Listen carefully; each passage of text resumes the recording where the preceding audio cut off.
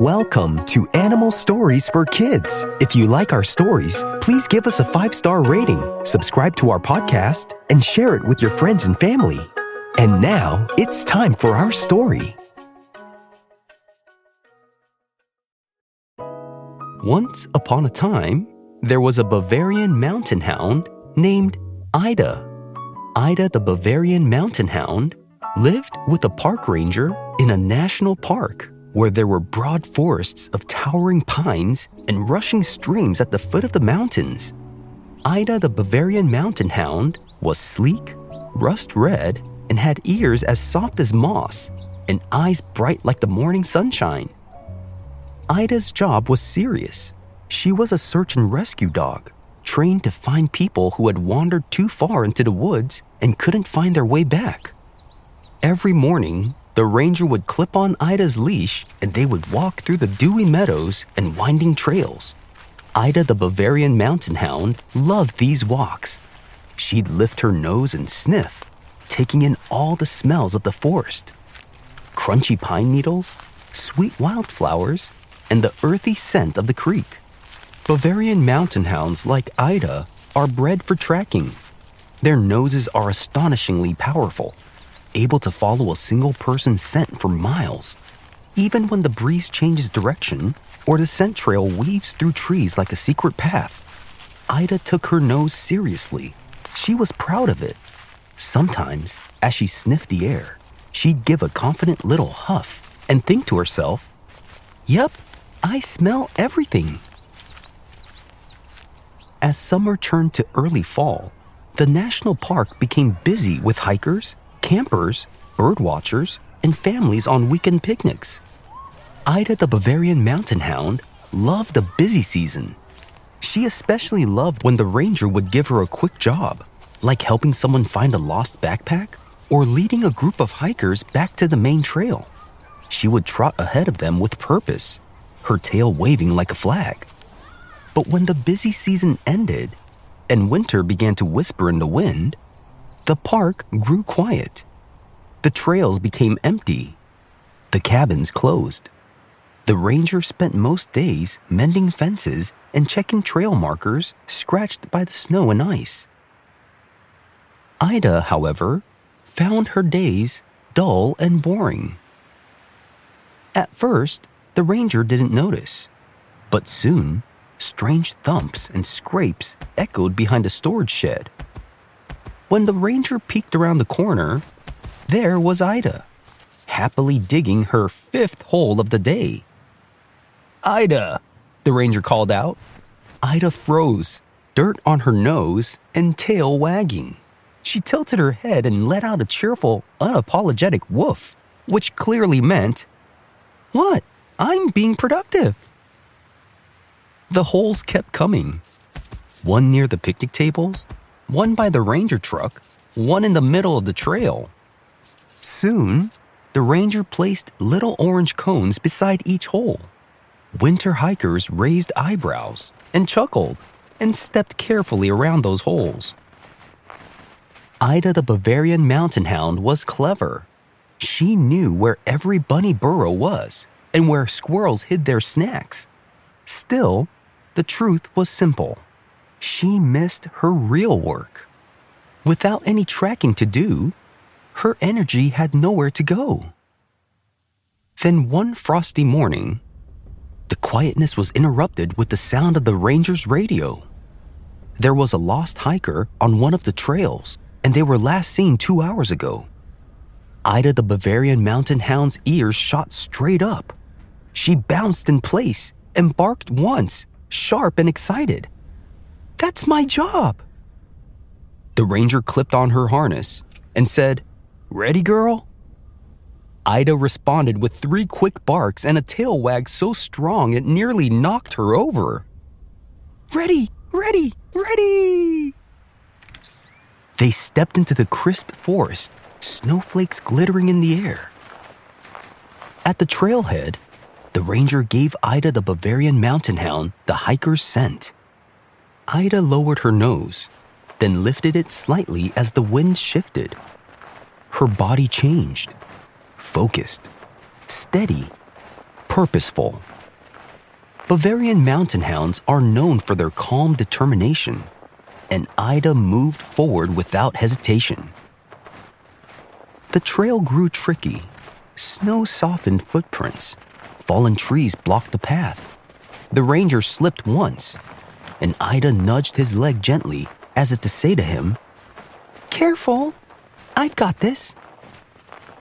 At a clearing, the scent thinned out. The ranger hesitated, but Ida did not. She sniffed again, then barked once, low and confident. "This way." They pushed deeper into the woods. Soon, Ida stopped suddenly and barked twice, urgent but joyful. Ahead lay a backpack tangled in branches. The ranger called out, and a weak voice answered nearby. A cold, tired hiker stood slowly, relieved to see them. Ida the Bavarian mountain hound bounded forward, tail spinning like a windmill. She barked once, friendly and proud. "Found you!" As the ranger checked the hiker, Ida sniffed the backpack and stuck her nose inside. When she found treats, her tail wagged wildly. "Rescue snack?" she seemed to ask hopefully, looking up at the ranger and the hiker. On the walk back, the forest felt calmer. Snow slowed down. The wind softened. Ida led the way, occasionally glancing back to be sure everyone followed. Back at the ranger station, warmth returned. The hiker rested, safe and grateful. Ida sat nearby, finally still, her job complete. That evening, the ranger knelt beside her and said, "You did good today." Ida leaned into him and let out a soft, contented woof, as if to say, "That's what I'm here for." From that day on, even during quiet winter weeks, the ranger made sure Ida always had something meaningful to do. Training trails, scent games, and plenty of time in the forest that she loved. And though Ida still dug a hole now and then during the quiet winter days, the ranger no longer worried about it. He knew that when the radio crackled and someone needed help in the woods, Ida would be ready, nose down, tail steady, doing exactly what she was meant to do. And a Bavarian mountain hound lived happily ever after. The end.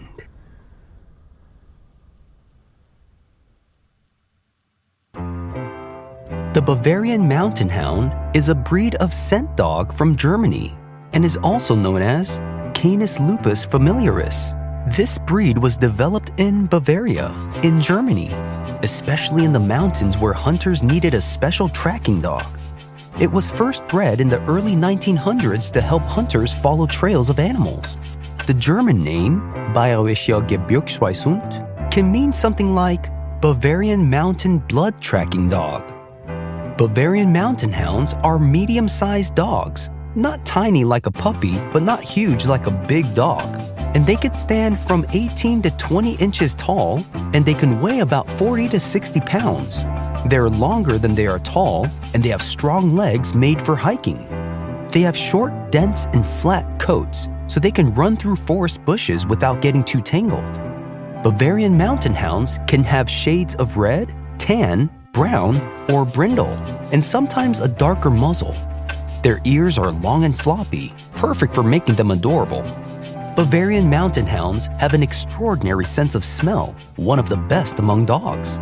They were bred to follow scent trails, especially for trailing injured animals or lost people. Their noses can track smells for long distances, even in mountains, snow, or forests. Bavarian mountain hounds are very calm and loyal to the people they live with. They're often shy or reserved around strangers, and they're not usually loud like guard dogs, but they will notice when someone is new. They're very energetic and need lots of exercise every day.